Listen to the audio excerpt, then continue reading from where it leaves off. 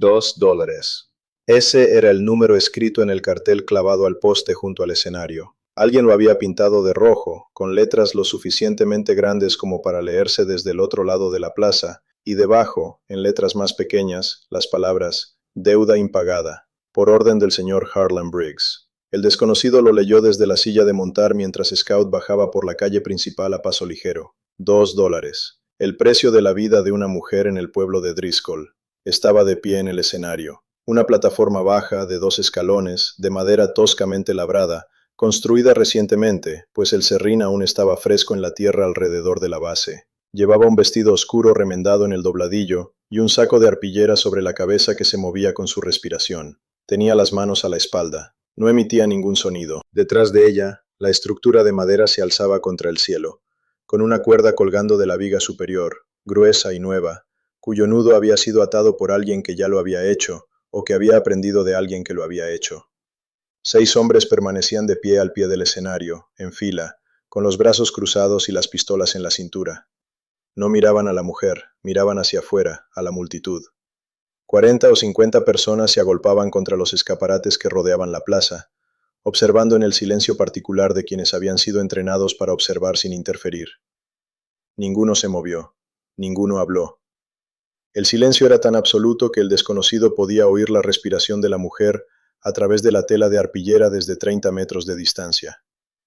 Scout se detuvo en el extremo norte de la plaza. El caballo plantó las patas delanteras y se negó a moverse. Sus orejas se pegaron a su cabeza y sus fosas nasales se dilataron. El desconocido puso la mano sobre el cuello del caballo y sintió que el animal temblaba. No de miedo, de algo más. Scout tenía una opinión sobre lo que veía, y esa opinión se le notaba en la piel. Un hombre permanecía de pie al borde del escenario, sosteniendo un papel. Traje impecable, zapatos lustrados, una cadena de reloj sobre su chaleco. Leía el papel con una voz que resonaba en toda la plaza, tranquila, pausada, la voz de un hombre que realizaba un procedimiento. La acusada, Margaret Dunlap, viuda, es declarada culpable de no pagar una deuda de $2 contraída con el señor Harlan Briggs por mercancías adquiridas en Briggs Mercantile el 14 de marzo. Según las leyes mercantiles de este municipio, el impago de una deuda a requerimiento constituye hurto. La pena por hurto es la horca. El desconocido bajó de Scout, soltó las riendas. El caballo se quedó donde estaba, observando el escenario, observando a los 6 hombres, observándolo todo. El desconocido entró en la plaza. Esta vez la multitud no se apartó. Estaban demasiado apiñados, demasiado apretados, demasiado paralizados. Se movía entre ellos como el agua se abre paso entre las rocas, encontrando los huecos, llenándolos, abriéndose paso sin esfuerzo pero sin detenerse. La gente sintió su paso, giró la cabeza y abrió mucho los ojos, porque algo en su forma de moverse les decía que el silencio de la plaza estaba a punto de romperse. Salió de entre la multitud al pie del escenario. Los 6 hombres lo vieron. El hombre del periódico dejó de leer. $2, dijo el desconocido. El hombre del papel lo dobló. Se trata de un procedimiento legal, señor. $2. Estás ahorcando a una mujer por $2. La ley es clara. Una deuda impagada es robo. El robo se castiga con... ¿De quién es la ley? La ley del señor Briggs. Que yo sepa, el señor Briggs no es juez. Esto no es un tribunal. Y esa soga no es justicia. Quítenla. Los 6 hombres se movieron. El que estaba más cerca del desconocido puso la mano en la funda de su pistola. El desconocido lo notó, pero no reaccionó. Miraba a la mujer en el escenario. La arpillera se movía al compás de su respiración. Podía ver sus manos a la espalda, los dedos apretados con fuerza, los nudillos blancos. Las manos de una mujer que se mantenía en pie solo con el agarre. «Quítenle el saco de la cabeza», dijo el desconocido. «Señor, voy a tener que pedirle que se retire». «Quítenle el saco de la cabeza, ahora mismo». El hombre del periódico miró a los 6 hombres armados. Los 6 hombres armados miraron al desconocido. Se estaban haciendo los cálculos. 6-1. Buenas probabilidades sobre el papel, pero el desconocido estaba de pie al pie de las escaleras, con el sol de la tarde a sus espaldas y su sombra extendiéndose sobre el escenario, la mujer que estaba en el escenario y la cuerda que colgaba sobre ella, y algo en la forma de esa sombra hacía que los cálculos fueran menos cómodos de lo que deberían haber sido. Nadie se movió. El desconocido metió la mano en su poncho y sacó una moneda. La arrojó a los pies del hombre que tenía el periódico. Cayó en el aserrín, giró y se detuvo. $1 de plata. Ahí tienes tus $2 y algo más. La deuda está saldada. Quítale el saco de la cabeza y déjala en paz. El hombre del periódico miró la moneda en la tierra, no la recogió. No se trata del dinero. Para hombres como tú nunca se trata de dinero. Se trata de la cuerda. Se trata del escenario. Se trata de 50 personas viéndote hacer algo terrible y que ninguna te detenga. De eso se trata. Y esto se acaba ahora. La multitud se agitó. Un sonido los recorrió. Ni una palabra, ni un grito, solo un movimiento. El sonido de 50 personas que habían estado conteniendo la respiración y a quienes se les acababa de permitir respirar de nuevo. El desconocido lo oyó, los 6 hombres lo oyeron, el hombre del periódico lo oyó, y la situación cambió. 6 hombres armados contra un desconocido era una ecuación. 6 hombres armados contra un desconocido y una multitud que despertaba era una ecuación diferente. Quítenle el saco de la cabeza, dijo el desconocido. No voy a volver a preguntar. El hombre del periódico subió los 2 escalones, extendió la mano y le quitó el saco de arpillera de la cabeza a la mujer. Margaret Dunlap parpadeó ante la repentina luz. Tendría unos 40 años, cabello oscuro con canas, un rostro que alguna vez había sido dulce, ahora marcado por algo más pesado que los años. Tenía los ojos rojos, pero secos. Ya había llorado. Había agotado sus lágrimas antes de que le pusieran el saco. Miró al desconocido. No lo conocía. Nunca lo había visto, pero lo miró como quien se ahoga mira una mano que se extiende hacia el agua. Aún no con gratitud, con el primer atisbo de una posibilidad de que el agua no venza. Córtale las manos, dijo el desconocido. El más grande de los 6 hombres, un hombre de cuello grueso y una cicatriz en la frente, sacó un cuchillo de su cinturón, subió los escalones y cortó la cuerda que le ataba las muñecas. Sus brazos cayeron a sus costados y ella se tambaleó.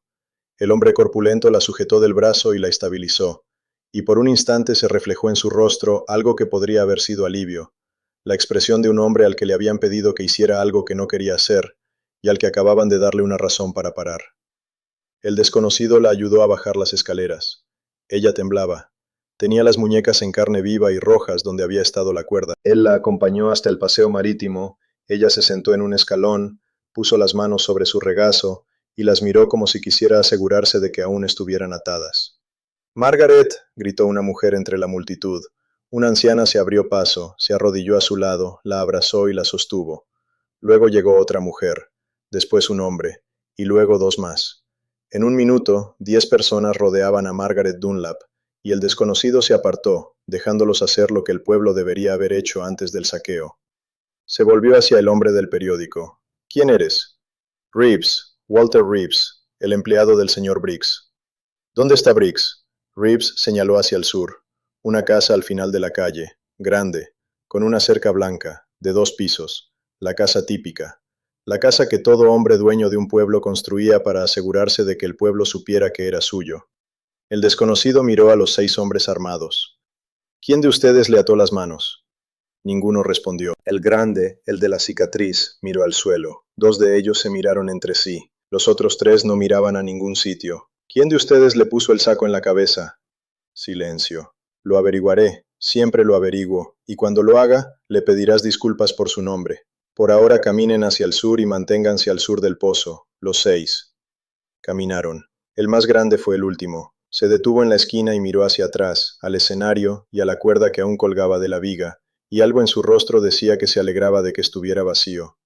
La desconocida se sentó junto a Margaret en el paseo marítimo. La multitud se había dispersado, pero las mujeres que se habían acercado seguían allí, a su lado, abrazándola. Scout se había acercado y estaba de pie junto a la barandilla, observando el extremo sur de la calle. $2, dijo el desconocido. «Cuéntame sobre esos $2». La voz de Margaret salió débil. «Compré harina y sal en la tienda de Briggs, $2 a crédito. Les da crédito a todos porque los precios son tan altos que nadie puede pagar al contado, y cuando no puedes pagar a tiempo te reclama la deuda». Hizo una pausa. «Mi marido murió hace 11 meses, William. Trabajaba en el molino de Briggs. Se cayó, dicen que se cayó». «¿Qué dices?» «Yo digo que William me dijo que la maquinaria era peligrosa y que Briggs no la arreglaría, que 3 hombres ya habían resultado heridos y que William fue el cuarto y el único que no se levantó. ¿Cuántas familias tiene Briggs con crédito? Todas las familias de este pueblo. Así es como funciona. Pone los precios tan altos que nadie puede pagar en efectivo. Todos piden crédito. Entonces él se queda con la deuda. Y cuando quiere algo, tu tierra, tu trabajo, tu silencio, te lo exige. ¿Pagas o te quedas en el escenario? ¿Alguien más ha estado en el escenario? Tom Weathers, el mes pasado. Debía $4. Lo ataron con un saco y lo dejaron allí de pie durante 6 horas antes de bajar. A la mañana siguiente se dio su rancho. No dijo ni una palabra. Simplemente firmó y se fue. El forastero recorría el pueblo. Scout lo seguía sin cuerda. La caballeriza tenía 12 caballos. Eran los hombres de Briggs. El dueño de la caballeriza se llamaba Polk, y habló una vez que el forastero le mostró que Margaret había bajado del escenario. Briggs lo maneja todo a crédito, tienda, molino, piensos, pensión. Él fija los precios, fija los intereses, y controla cuándo se exige el pago de las deudas. Nadie puede progresar porque el sistema no está diseñado para eso. Está diseñado para que sigas endeudado. ¿Usted lleva registros? Guardo lo que guardo. Registros de caballos, llegadas y salidas, fechas en que los hombres de Briggs salen a cobrar de los ranchos. Lo guardo en una caja fuerte bajo el heno, porque Briggs quemó al último hombre que llevaba registros sobre él. Había una mujer llamada Ruth que regentaba la pensión. Era hermana de William Dunlap. Tenía algo que el forastero necesitaba, las cartas de William, escritas a su esposa en los meses previos a su muerte, describiendo las condiciones de la fábrica, la maquinaria peligrosa, los hombres que habían resultado heridos, las quejas que había presentado al capataz de Briggs. La respuesta del capataz, que siempre era la misma: sigue trabajando o perderás tu empleo. William lo sabía, dijo Ruth. Sabía que el molino mataría a alguien. Lo escribió porque dijo que si le pasaba algo, Margaret necesitaría pruebas. ¿Dónde están las cartas? Margaret las tiene. En una caja de cedro debajo de la cama. Las cartas de William y sus recibos de pago que muestran lo que Briggs le pagaba, el valor real del trabajo y lo que cobraba la tienda, comparado con el precio de los productos en cualquier otro lugar. William era un hombre cuidadoso. Margaret es una mujer cuidadosa. Las personas cuidadosas guardan sus cosas. El desconocido regresó con Margaret. Ella seguía en el paseo marítimo. Las mujeres seguían con ella. Preguntó por la caja de cedro. Ella le indicó a una de las mujeres dónde estaba, y la mujer fue y regresó con ella. Dentro estaban las cartas de William, sus recibos de pago y algo más. Un diario. El diario de Margaret. Todas las compras que había hecho en la tienda de Briggs durante 2 años. Precios, fechas, condiciones de crédito, cálculos de intereses. Cada número que Briggs le había cobrado, escrito con la letra cuidada de una mujer que había aprendido de su marido que los números eran armas, si se sabía cómo usarlos. El desconocido cotejó el diario de Margaret con los recibos de pago de William, los registros de alquiler de carruajes de Polk y la información que Ruth tenía sobre las cuentas de la pensión. El patrón era evidente. Briggs cobraba entre un 40 y un 60% de más por cada artículo de la tienda. Pagaba a los trabajadores de la fábrica a crédito, un crédito que solo era válido en su tienda y a sus precios. Los intereses del crédito se capitalizaban semanalmente, no mensualmente, a una tasa tan agresiva que una deuda de $2 se convertía en una de 10 en 3 meses. Todo el pueblo estaba atrapado en un sistema diseñado para crear deudas y luego utilizarlas como arma. En la frontera había reglas, las reglas de verdad, no las que Briggs escribió en papel y aplicó a la fuerza, las reglas antiguas, las que decían que la palabra de un hombre era su garantía y que una deuda era una deuda, pero una deuda basada en el fraude no era ninguna deuda. Las que decían que no se podía ahorcar a una viuda por $2 en un pueblo donde su marido murió enriqueciéndolo. Las que decían que cuando un hombre manipulaba los precios, los intereses y todo el sistema para que cada familia del pueblo le debiera algo que él pudiera cobrar cuando quisiera, ese hombre no era un comerciante, era un ladrón con delantal. El código no escrito. ¿Cómo se saldaban realmente las deudas? ¿Qué les pasaba a los hombres que usaban el crédito como arma? El código completo, cada regla, cada consecuencia, se llama el Código del Oeste. Está en el comentario fijado. Envió 3 telegramas antes del amanecer desde una estación de retransmisión a 6 millas al norte. Comisión Federal de Tierras. Oficina del Alguacil de los Estados Unidos. Autoridad de Comercio Territorial. Cada telegrama contenía las condiciones de crédito, las tasas de interés, las comparaciones de precios, las cartas de William Dunlap sobre el molino y los nombres de 4 hombres heridos y uno muerto por maquinaria que Briggs se negó a reparar. Luego se puso a trabajar con los hombres de Briggs. 12 hombres. Empezó por el grande, el de la cicatriz. Lo encontró sentado en un riel de la cerca detrás de la caballeriza, mirando al vacío. ¿Cómo te llamas? Kemp. Ayer le cortaste las manos con la cuerda, Kemp. La sujetaste cuando tropezó. No querías estar ahí arriba. Kemp tardó en responder. He hecho cosas por Briggs de las que no me siento orgulloso. Llegó un punto en el que dejé de poder mirarme a mí mismo. Esta mañana se enviaron telegramas federales. Información del secretario del condado, tipos de interés, condiciones de las fábricas, todo. Todos los que sigan aquí cuando lleguen los alguaciles caerán con Briggs. Kemp se puso de pie. Hablaré con los demás, con los que piensan como yo. ¿Cuántos? Más de lo que Briggs piensa. A media mañana Kemp llevó a 5 hombres ante el desconocido. Cada uno tenía una historia. Cada uno había vivido un momento en el que su trabajo había traspasado un límite que no podían cruzar. Para uno era la familia Weathers. Para otro era ver a Margaret subir las escaleras. Para Kemp era el saco. Yo le puse el saco en la cabeza, dijo. Yo lo hice. Le puse un saco en la cabeza a una mujer porque un hombre me lo ordenó. Miró al desconocido. Ayer preguntaste quién lo hizo. Te lo digo ahora. Entonces sabrás lo que le debes. Lo sé. 6 desaparecidos. Y Reeves. El desconocido encontró al empleado de Briggs en la oficina de tierras, revisando archivos con la energía frenética de un hombre que intenta decidir qué destruir. «Alto», dijo el desconocido. «Los alguaciles federales ya tienen copias. Todo lo que hay en esos archivos ya está documentado. Puedes quemar todas las páginas de esta oficina, y eso no cambiará lo que está por venir». Reeves se sentó. Le temblaban las manos. «Me dijo que las condiciones de crédito eran las habituales. Presentaste la documentación, leíste los tipos de interés. Ayer estuviste en ese escenario y leíste los cargos contra una mujer que debía $2. Lo sabías». Reeves abrió los archivos. Todas las cuentas de crédito, todos los cálculos de intereses, todas las deudas que Briggs había reclamado, todas las propiedades que había tomado. El sistema estaba organizado en columnas ordenadas y con letra cuidada. Era feo y completo. Otros 4 hombres de Briggs se marcharon esa tarde. Vieron a Kemp caminando por el pueblo sin su cinturón de armas. Vieron a Reeves llevando libros de contabilidad a la pensión. Hicieron sus cuentas. Quedaban 2 hombres. Y Briggs.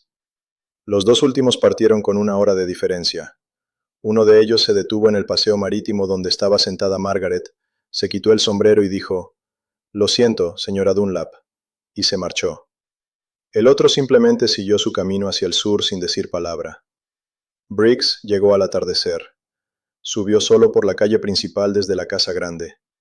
Era más bajo de lo que el desconocido esperaba, más corpulento. Un hombre de complexión robusta, manos pesadas, ojos pequeños y cautelosos, y un rostro que parecía inventar excusas desde su nacimiento. Vestía una camisa blanca impecable, un chaleco y un delantal doblado sobre el brazo, como si acabara de levantarse del mostrador. El atuendo de un tendero, un hombre que vendía harina, sal y cuerda. El desconocido estaba parado en medio de la calle. Margaret estaba a su lado, no detrás de él, a su lado. Sostenía la caja de cedro con las cartas de William, su diario, y 2 años de pruebas de que el hombre que se acercaba había construido toda su vida a costa de personas que no podían permitirse el lujo de decir que no. «Has destruido mi negocio», dijo Briggs. «Tu negocio era una trampa. Tú fijabas los precios, tú fijabas los intereses, tú creabas la deuda, y luego castigabas a la gente por deber lo que te asegurabas de que debieran. Eso no es un negocio, eso es una jaula. Todo lo que hice quedó documentado, archivado, legal.